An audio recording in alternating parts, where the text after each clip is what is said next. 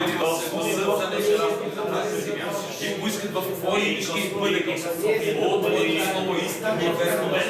Може би да бъде това съгласие, Господи. Може да сме пътили, Господи. Може го сейди със знание и пътили, Господи. Може да знание Твои, Господи, Господи, може да имаме всеки, Господи. Благослови сега. Благослови ни, да, Небес. И смиряваме и с Господи. Наистина, Господи. Благослови моите приятели, Господи. Благослови душевни и божествени, Господи. Те благослови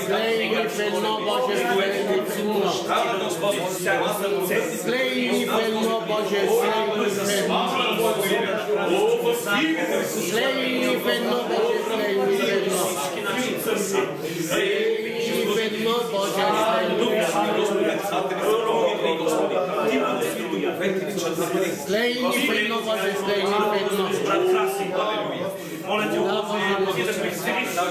Моля те да освободиш и в този момент да усети, че братия се моля за него.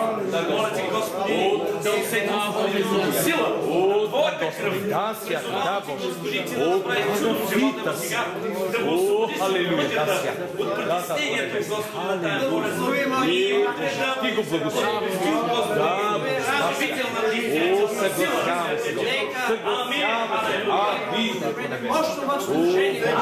Боже, аз те моля за това момче, Господи, което, Господи, болестта е много спешна, Господи. Боже, невъзможно за човеците, Господи. Боже, но за Тебе... Нам е дошъл в магазина и в сервиза и не знам по какъв повод, обаче ние всички бехме на адреси, само продавачката там в магазина. И тя нашата се въртяла, къде е съпруга ми, няма го, отидаха, еди, какво седиш.